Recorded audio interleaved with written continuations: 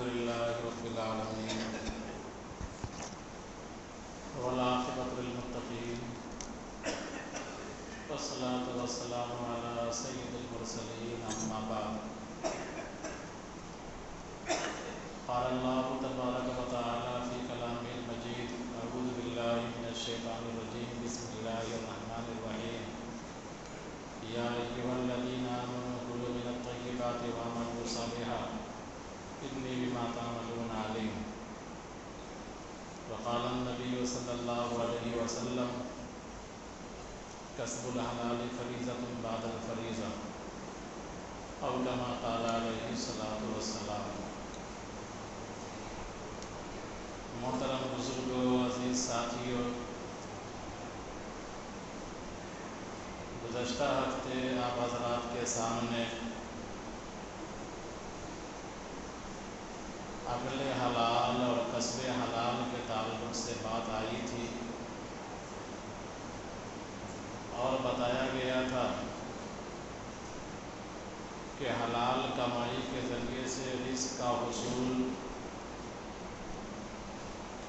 نماز، روزہ، حج، زکوٰۃ جو فرائض عبادتیں ہیں، فرض عبادتیں ہیں، ان عبادتوں کے بعد اہم فریضہ ہے۔ اور اسی کے اپوزٹ میں بتلایا گیا کہ حرام مال کی کیا قباحت ہے، حرام کمائی کی کیا مذمت کی گئی ہے، اور علامات قیامت کے تعلق سے بات آئی تھی۔ اسی سلسلے کو آگے بڑھاتے ہوئے عرض ہے کہ انسان جو رزق حاصل کرتا ہے اس کا 3 ذریعہ ہے۔ ایک ذریعہ ہے زراعت، کھیتی باڑی، ایک ذریعہ ہے تجارت، کاروبار، اور ایک ذریعہ ہے دستکاری جس کو ہنر کہتے ہیں۔ یا تو انسان کھیتی باڑی سے رزق حاصل کرتا ہے، یا تو انسان کاروبار تجارت سے رزق حاصل کرتا ہے، یا انسان کے ہاتھ میں ہنر ہے، دستکاری ہے، اور ہنر ہی کے اندر ملازمت بھی آ جاتی ہے۔ اس کے ذریعے سے انسان رزق حاصل کرتا ہے۔ قرآن و حدیث میں تینوں طریقے کو، چاہے وہ زراعت ہو، چاہے تجارت ہو، چاہے دستکاری ہو، تینوں طریقوں کو اپنانے کی تعلیم دی گئی ہے۔ ہمارا مذہب یہ نہیں کہتا ہے کہ تم آبادی کو چھوڑ کر جنگل میں چلے جاؤ اور اللہ کرتے رہو۔ لا رہبانیت فی الاسلام، ترک دنیا، ترک کنبہ، ترک فیملی، ترک بستی، یہ ہمارے مذہب میں نہیں۔ ہمارا مذہب یہ سکھاتا ہے کہ انسانی سماج میں رہ کر کے، معاشرے میں رہ کر کے اپنے آپ کو کارآمد بنانا ہے، دوسرے کے لیے کارآمد بنانا ہے، اور حلال طریقے سے رزق حاصل کر کے اپنا بھی گزر بسر کرنا ہے، اپنے بال بچوں کو اور جو ذمے میں جن کا ذمہ آپ کے سر ہے ان کی پرورش برداشت کرنی ہے۔ جہاں تک زراعت کا سوال ہے، کھیتی باڑی کا سوال ہے، اللہ تبارک و تعالیٰ نے قرآن کریم کی درجنوں آیات میں کھیتی باڑی کے تعلق سے ذکر کیا ہے۔ نیکی کی مثال کھیتی باڑی کے ذریعے سے دی ہے کہ انسان نیکی کرتا ہے اور نیکی خلوص کے ساتھ کرتا ہے۔ انسان اللہ کے راہ میں خرچہ کرتا ہے، خلوص کے ساتھ خرچہ کرتا ہے۔ اس کی مثال کیسی ہے کہ انسان کھیت میں ایک دانہ بوتا ہے اور اس دانے کے ذریعے سے بالی نکلتی ہے، اور بالی کے ذریعے سے پودا وجود میں آتا ہے، اور چند مہینے کے بعد اس میں بالیاں آ جاتی ہیں، انسان ایک دانہ ڈالتا ہے اور اس کو درجنوں بالیاں حاصل ہو جاتی ہیں، 700 دانے حاصل ہو جاتے ہیں، اس سے زائد حاصل ہو جاتے ہیں۔ نبی کریم صلی اللہ علیہ وسلم نے کئی موقع پر اپنے ہاتھ سے پودا لگایا ہے، کھجور کا پودا لگایا ہے۔ بعض صحابی جن کے پاس کھیت تھا، باغ تھا، نبی کریم صلی اللہ علیہ وسلم اس کے باغ میں تشریف لے گئے ہیں اور آپ نے کھجور کا پودا اس کے باغ میں لگایا ہے۔ آج بھی مدینے کے اندر وہ باغ موجود ہے جس باغ میں پودا جناب نبی کریم صلی اللہ علیہ وسلم نے لگایا ہے۔ اس سے پتہ چلتا ہے، قرآنی آیات، درجنوں آیات اور نبی کریم صلی اللہ علیہ وسلم کی سنت یہ بتلاتی ہے کہ کھیتی باڑی کرنے میں ہم کو عار محسوس نہیں کرنا چاہیے، بلکہ رزق کا حصول اگر کھیتی باڑی کے ذریعے سے ہے اور اللہ نے موقع دیا ہے تو اس کھیتی باڑی کو اپنا کر کے غلہ حاصل کرنا چاہیے، رزق حاصل کرنا چاہیے۔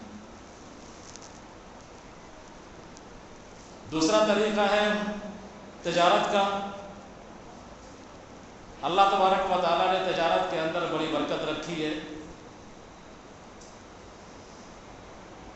سورہ صف کی آیات ہیں کہ اللہ تبارک و تعالیٰ فرماتا ہے کہ جب تم جمعہ کی نماز سے فارغ ہو جاؤ تو زمین کے اندر پھیل جاؤ، اپنے کاروبار میں لگ جاؤ، اللہ کا روزی، اللہ کی طرف سے دی ہوئی روزی کو تم تلاش کرو۔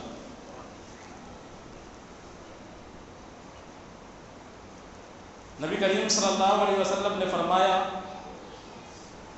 کہ اگر کوئی آدمی سچائی کے ساتھ، امانت داری کے ساتھ تجارت کرتا ہے، کاروبار کرتا ہے، وہ دھوکہ نہیں دیتا، وعدہ خلافی نہیں کرتا، لوگوں کو ٹھگتا نہیں ہے، ناپ تول میں کمی نہیں کرتا، تو نبی کریم صلی اللہ علیہ وسلم نے فرمایا کہ ایسا امانت دار سچا تاجر کا حشر نبیوں کے ساتھ ہوگا، صدیقین کے ساتھ ہوگا، شہداء کے ساتھ ہوگا، صالحین کے ساتھ ہوگا۔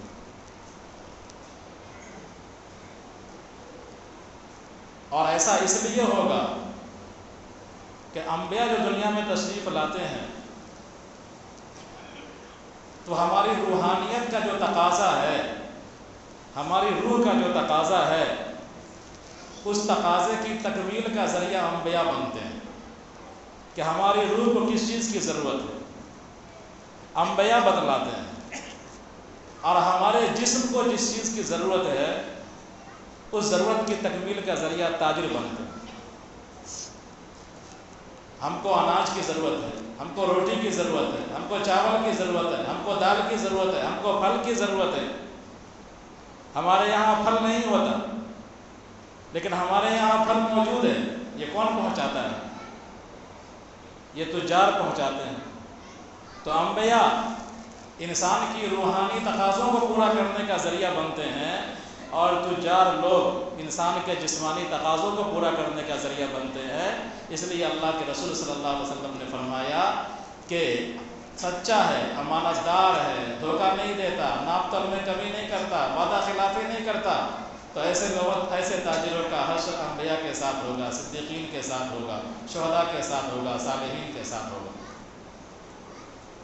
اس کے بالمقابل جو تجار بات بات میں قسم کھاتے ہیں، جو تجار دھوکہ دیتے ہیں، جو وعدہ خلافی کرتے ہیں، حدیث کے اندر آتا ہے کہ ایسے تاجروں کو اللہ تبارک و تعالیٰ فاجر بن کر اٹھائے گا، فاجر بنا کر، یعنی کافر و فاجر جو کہتے ہیں، گنہگار، تو قیامت کے دن، حشر کے دن ایسے تجار جو دھوکہ دیتے ہیں، جھوٹ بولتے ہیں، جھوٹی قسم کھاتے ہیں، ڈپلیکیٹ مال چلاتے ہیں، دھوکہ دے کر کے کاروبار کو آگے بڑھاتے ہیں، تو ایسے لوگوں کو قیامت کے دن فاجر بنا کر کے اٹھایا جائے گا، فاسق و فاجر بنا کر۔ اور جس کو اللہ فاجر بنا کر کے اٹھائے اس کی بخشائش کیسے ہو جائے؟ تو تجارت کے حصول کا ایک ذریعہ رزق کے حصول کا ایک ذریعہ کاروبار ہے، تجارت ہے، رزق کے ایک حصول کا ذریعہ زراعت ہے، کھیتی باڑی ہے، اور رزق کے حصول کا ایک ذریعہ دستکاری ہے۔ حضرت نوح علیہ السلام اور حضرت زکریہ علیہ السلام وہ اپنا رزق کیسے حاصل کرتے تھے؟ حضرت نوح علیہ السلام نجاری کا پیشہ اختیار کیے ہوئے تھے، نجاری یعنی جس کو آپ بڑھئی کہتے ہیں، لکڑی کا۔ حضرت زکریہ علیہ السلام کے بارے میں آتا ہے کہ وہ بھی رزق کے حصول کے لیے نجاری کا پیشہ اختیار کیے ہوئے تھے، بڑھئی کا پیشہ اختیار کیے ہوئے تھے۔ حضرت داؤد علیہ السلام کے بارے میں قرآن کریم میں علمناہ صنعۃ لبوس لکم وألنا لہ الحدید کہ ہم نے داؤد علیہ السلام کے لیے لوہے کو موم بنا دیا تھا، اور ہم نے داؤد علیہ السلام کو لوہے کے ذریعے سے زرہ بنانے کا علم دیا تھا۔ زرہ لوہے کا وہ کپڑا اور لوہے کا وہ غلاف جو سینے پر پہنتے ہیں اور پیچھے پہنتے ہیں، بازو پر ڈالتے ہیں تاکہ تلوار کے وار سے خود کو محفوظ کر سکے، جس کو زرہ کہتے ہیں۔ اللہ تبارک و تعالیٰ نے فرمایا علمناہ صنعۃ لبوس لکم، ہم نے داؤد کو زرہ سازی کا علم دیا تھا کہ وہ زرہ بنایا کرتے تھے لوہے سے، اور اس کو بیچ کر کے رزق حاصل کیا کرتے تھے۔ حضرت داؤد علیہ السلام اللہ کے پیغمبر، دستکاری نہیں تو اور کیا۔ حضرت موسیٰ علیہ السلام کے بارے میں بارہا آپ نے سنا ہے کہ موسیٰ علیہ السلام نے حضرت شعیب علیہ السلام کے یہاں 8 سال بکریاں چرائیں، اور ان کا جو مہر طے ہوا تھا، حضرت شعیب علیہ السلام کی بچی سے نکاح ہوا تھا ان کا، اور اس نکاح کا جو مہر تھا تو وہ مہر بکری چرانا ہی تھا کہ بکری چرانے میں جو مزدوری ہوگی وہ تمہارا مہر ہوگا۔ تو موسیٰ علیہ السلام نے بکری چرا کر کے رزق حاصل کیا۔ حضرت ایوب کے بارے میں آتا ہے کہ حضرت ایوب علیہ السلام کاروبار کیا کرتے تھے، کپڑا بیچا کرتے تھے، کپڑا فروخت کیا کرتے تھے۔ حضرت عیسیٰ علیہ السلام کے بارے میں آتا ہے کہ عیسیٰ علیہ السلام اپنی والدہ حضرت مریم علیہ السلام کے ساتھ روئی کاتا کرتے تھے۔ روئی کا جو گٹھری ہوتا ہے اس کو جو چھوڑاتے ہیں، حضرت عیسیٰ اپنی والدہ کے ساتھ روئی کاتا کرتے تھے۔ اور نبی کریم صلی اللہ علیہ وسلم کے بارے میں مشہور ہے کہ آپ نے بکریاں بھی چرائی ہیں، اور آپ صلی اللہ علیہ وسلم نے کپڑا اور چمڑے کی تجارت بھی کی۔ تو رزق کے حصول کا ایک ذریعہ دستکاری ہے، دستکاری کے اندر ملازمت بھی آ جاتی ہے، اور انبیاؤں کی بھی یہ سنت ہے۔ لہذا انسان کو ان تینوں میدان میں جس میدان میں موقع مل جائے رزق کے حصول کی کوشش کرنا چاہیے، ہاتھ پر ہاتھ دھرے بیٹھے نہیں رہنا چاہیے۔ نبی کریم صلی اللہ علیہ وسلم معاشرے پر بوجھ بننے کو بہت برا سمجھتے تھے کہ کوئی آدمی اپنے گھر پر بوجھ نہ بنے، کوئی آدمی معاشرے اور سماج پر بوجھ نہ بنے، کوئی آدمی ہاتھ نہ پھیلائے، اس کو برا سمجھتے تھے نبی کریم صلی اللہ علیہ وسلم۔ اور چھوٹا کاروبار ہو، چھوٹی دستکاری ہو، اس کو فروغ دیا کرتے تھے آپ صلی اللہ علیہ وسلم۔ آپ نے فرمایا کہ کوئی انسان اس سے زیادہ اچھا اور پاکیزہ کھانا نہیں کھایا جو اس نے اپنے ہاتھ کی کمائی سے حاصل کیا۔ نبی کریم صلی اللہ علیہ وسلم نے فرمایا کہ کوئی انسان اس سے زیادہ پاکیزہ اور اچھا کھانا نہیں کھایا جو اس نے اپنے ہاتھ سے کمایا ہو، یعنی اپنے ہاتھ کی کمائی سے زیادہ اچھا رزق نبی کریم صلی اللہ علیہ وسلم نے فرمایا اور کوئی نہیں۔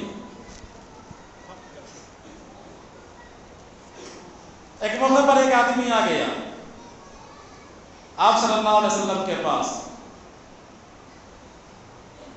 اور اس نے آپ سے عرض کیا یا رسول اللہ ہمیں کچھ چاہیے، ہمارے گھر میں دقت ہے، پریشانی ہے، ہم کو کچھ چاہیے۔ آپ صلی اللہ علیہ وسلم نے فرمایا کہ تمہارے پاس کچھ ہے؟ تو کہا کہ ہاں ہے، ایک ٹاٹ ہے اور ایک پیالہ ہے۔ مشہور حدیث ہے، آپ حضرات سنے ہوں گے۔ ایک ٹاٹ ہے اور ایک پیالہ ہے۔ آپ نے فرمایا کہ وہ ٹاٹ اور پیالہ لے کر کے آ جاؤ۔ وہ گئے اور ٹاٹ اور پیالہ لے کر کے آ گئے۔ آپ نے اس کو ہاتھ میں اٹھایا اور کہا کہ کون ہے جو اس کو خریدے گا؟ ایک آدمی نے کہا یا رسول اللہ میں خریدار ہوں، اس کا میں خریدوں گا۔ بولی لگوائی آپ نے، کہا کتنے میں لوگوں نے؟ کہا 1 درہم۔ آپ نے اس کو نہیں دیا۔ بولا ہے کوئی جو اس سے آگے بڑھ جائے؟ جس طرح ڈاک لگاتے ہیں، آپ نے بھی ڈاک لگوایا، ہے کوئی جو اس سے آگے بڑھ جائے؟ 2-3 مرتبہ جب آپ نے ارشاد فرمایا تو ایک صحابی نے کہا یا رسول اللہ میں اس کو 2 درہم میں خریدوں گا۔ آپ نے فرمایا ٹھیک ہے، یہ پیالہ اور یہ کاٹ میں نے تم کو دے دیا، 2 درہم لاؤ۔ اس صحابی نے 2 درہم جناب نبی کریم صلی اللہ علیہ وسلم کے حوالے کر دیا۔ آپ نے پیالے والے کو اور کاٹ والے کے ہاتھ میں 1 درہم دیا اور کہا کہ جاؤ اس سے اپنے گھر کی جو فی الوقت ضرورت ہے کھانے پینے کی وہ سامان تم اس سے لے لو، اور 1 درہم دیا کہ جاؤ اس سے کلہاڑی لے آؤ۔ وہ گیا گھر 2 درہم لے کر کے، ایک سے کلہاڑی خریدا اور دوسرے سے اس نے اپنے گھر میں بال بچوں کے لیے انتظام کیا کھانے پینے کا جو ہو سکا۔ اس کے بعد آپ نے اس کے کلہاڑی کو اپنے دست اقدس میں لیا اور لینے کے بعد اپنے دست مبارک سے آپ نے بیٹ بنایا، بیٹ بنا کے اس کلہاڑی میں لگایا اور اس سے کہا کہ جاؤ جنگل میں جا کر کے لکڑیاں کاٹ کر کے لاؤ، بازار میں تم فروخت کرو اور 15 دن تم میرے پاس نہیں آؤ۔ یعنی لگاتار تم یہ کام کرو، جنگل جاؤ، لکڑی کاٹ کر کے لاؤ اور فروخت کرو، یہ کام تم کرتے رہو اور اس سے تم رزق حاصل کرو۔ وہ آدمی گیا اور اپنے کام میں مشغول ہو گیا، روزانہ جنگل جاتا، جنگل جا کر کے لکڑیاں کاٹ کر کے لاتا، بازار میں فروخت کرتا اور کچھ پیسہ حاصل کرتا، کبھی 1 درہم کبھی 2 درہم۔ اس طرح کچھ دنوں کے بعد اس کے پاس 10-12 درہم جمع ہو گیا، بیلنس۔ جو آدمی آیا تھا ہاتھ پھیلا کر کے مانگنے کے لیے، تھوڑی سی جناب نبی کریم صلی اللہ علیہ وسلم کی توجہ سے وہ آدمی بیلنس بچانے والا ہو گیا، جس کو خرچ اخراجات نہیں دے کر کے وہ آدمی بیلنس بچا کر کے آ رہا ہے نبی کریم صلی اللہ علیہ وسلم کے پاس۔ آپ صلی اللہ علیہ وسلم نے اس موقع پر اور دوسرے موقع پر ارشاد فرمایا کہ تمہارے لیے بہتر ہے کہ کوئی جنگل جائے، لکڑیاں کاٹ کر کے لائے اور فروخت کرے اور اس سے رزق حاصل کرے، یہ بہتر ہے بمقابلہ اس کے کہ کسی کے پاس جائے، ہاتھ پھیلائے، وہ اس کو دے نہ دے۔ ہو سکتا ہے دے اور ہو سکتا ہے نہ بھی دے۔ اس سے بہتر ہے کہ آدمی اپنا اٹھ کھڑا ہو، اپنا کمر مضبوط کرے اور جو ذریعہ اختیار کرتا چاہے حلال طریقے سے رزق کے حصول کا، وہ آدمی اس کی کوشش کرے۔ نبی کریم صلی اللہ علیہ وسلم کی سنتوں میں ان سب چیزوں کا علم ہوتا ہے ہم کو، لہذا ہم کو اگر زراعت کے ذریعے سے رزق کا حصول کا موقع مل جائے، ہم کو اس میں پیچھے نہیں ہٹنا چاہیے۔ ہم کو اگر دستکاری کے ذریعے سے رزق کے حصول کا موقع ملے، اس میں بھی آگے بڑھنا چاہیے۔ ملازمت کے جتنے شعبے ہیں سب دستکاری میں آ جاتے ہیں، چاہے آپ انگلیوں کے ذریعے سے کمپیوٹر چلا کر کے رزق حاصل کرتے ہیں، یہ بھی دستکاری کے اندر آتا ہے۔ لکھ کر کے آپ رزق حاصل کرتے ہیں، یہ بھی دستکاری کے اندر آ جاتا ہے۔ ٹھیلا چلا کر کے رزق حاصل کرتے ہیں، یہ بھی دستکاری کے اندر آ جاتا ہے۔ مزدوری کر کے آپ مٹرا اٹھا کر کے رزق حاصل کرتے ہیں، یہ بھی دستکاری کے اندر آ جاتا ہے۔ تو رزق کے حصول کا جو تینوں ذریعہ ہے، ان تینوں ذریعوں میں سے انسان کو جہاں موقع ملے حلال طریقے سے رزق کے حصول کی کوشش کرے، معاشرے اور سماج پر بوجھ نہ بنے، اپنے گھر اور خاندان پر بوجھ نہ بنے۔ اللہ تبارک و تعالی ہم سب کو اس کی توفیق عطا فرمائے۔ مسلمانوں کا المیہ یہ ہے کہ انگریز 60-70 سال 80 سال کا ہو جاتا ہے اور وہ کماتا رہتا ہے۔ ابھی جو امریکہ کا صدر ڈونلڈ ٹرمپ ہے، اس کی عمر 70 پلس ہے اور کتنا فٹ ہے وہ کہ آیا ہے اور گلف سے لے مال بٹور کر کے لے کے چلا گیا۔ اتنا مال لے گیا ہے کہ اس کو 1 سال میں جتنا امریکہ نہیں کمایا ہے، امریکی کمپنی نہیں کمائی ہوگی، اتنا مال وہ بٹور کر کے لے کے چلا گیا عرب سے۔ اور عرب والے بے وقوف ہیں، لمبا کرتا پہننے سے عقل نہیں آ جاتی، اور اقال باندھنے سے، چوگا باندھنے سے عقل نہیں آ جاتا ہے، عقل علم سے آتا ہے۔ تو وہ لوگ 70-80 سال کا ہو کر کے اور پوری دنیا کے اندر کمانے کی کوشش کرتا ہے، اور ہم 40 سال کے ہوتے ہیں تو ہم بوجھ بن جاتے ہیں۔ ہم یہ سمجھتا ہو گیا، کما کر کے بال بچے کو تھوڑا سا پڑھا لکھا کر دیا، اب ہو گیا، اب کرنے کی کوئی ضرورت نہیں۔ اسلام کبھی نہیں یہ کہتا ہے کہ تم بوجھ بن جاؤ، بیٹھ جاؤ۔ اسلام کبھی اس کی اجازت نہیں دیتا ہے، اور کبھی اس کلچر کو بڑھاوا نہیں دیتا ہے، بلکہ اسلام یہ کہتا ہے کہ رزق کے حصول کی جب تک تمہارے بدن کے اندر توانائی ہے، طاقت ہے، حلال رزق کے حصول کی تم کوشش کرتے رہو۔ اسلام یہ کہتا ہے۔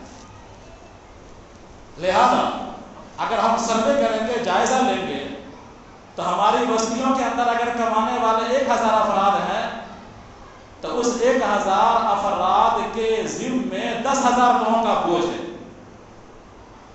عورتوں کو ہٹا دیجیے،